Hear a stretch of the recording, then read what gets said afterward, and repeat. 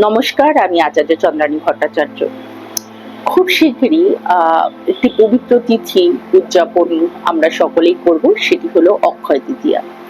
এই বছর অক্ষয় তৃতীয়ার যে তিথিটি নিয়ে সকল মানুষের মধ্যে একটা বিভ্রান্তির সৃষ্টি হয়েছে যে অক্ষয় তৃতীয়ার দিনটি আমরা কোন দিনকে পালন করব, 19শে এপ্রিল না 20শে এপ্রিল।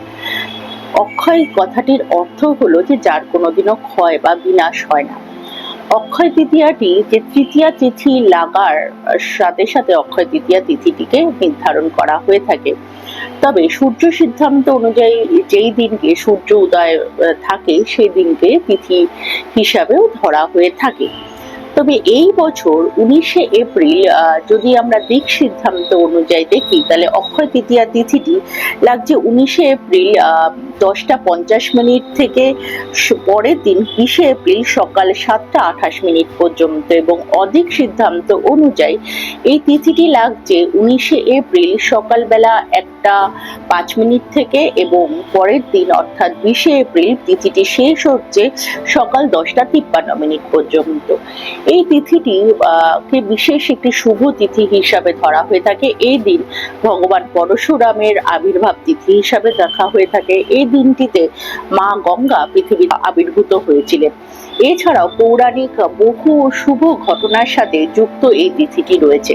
এই তিথিটিতে কথিত রয়েছে যে এই দিনকে আপনি আপনার পরিবারে এর জন্য যদি কিছু বা আপনার বাড়িতে যদি সোনা রূপো বা কোনো মূল্যবান জিনিস অথবা খাদ্যশস্য বা যাবতীয় জিনিস যদি আপনারা কিনে আনেন, তার কোনোদিনও ক্ষয় হয় না বা বিনাশ হয় না।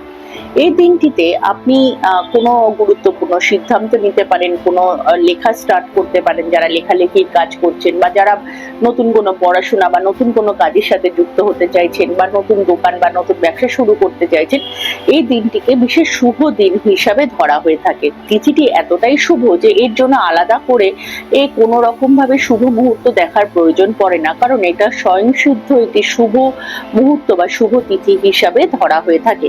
তারপরও যদি আপনি এই দিনটিতে বিশেষ কিছু সময় রয়েছে, যে সময়টিতে যদি আপনি আপনার এই কাজগুলোকে করে থাকেন, তাহলে পরে আপনার কাজটির মধ্যে বিশেষভাবে লাভ বৃদ্ধি পাবে। এই সময়গুলো কি, যদি আমরা স্থির লগ্ন হিসাবে দেখি, সেখানে 19শে এপ্রিল সকাল 1টা 9 থেকে দুপুর 3টে 21 পর্যন্ত, এবং 19শে এপ্রিল সন্ধে 7টা 45 থেকে 10টা 1 পর্যন্ত এই শুভ সময়টি রয়েছে। এছাড়াও যদি অভিজিৎ মুহূর্ত সময় আমরা দেখি, তাহলে 19শে এপ্রিল 11টা 54 থেকে 12টা 46 পর্যন্ত এই সময়টি বিশেষ শুভ হিসাবে ধরা হবে। এবং 20শে এপ্রিলের যে সময়টি ভীষণ এবং অত্যন্ত শুভ সময় হিসাবে দেখা হচ্ছে, সেটা 6টা 34 থেকে 8টা 52 পর্যন্ত।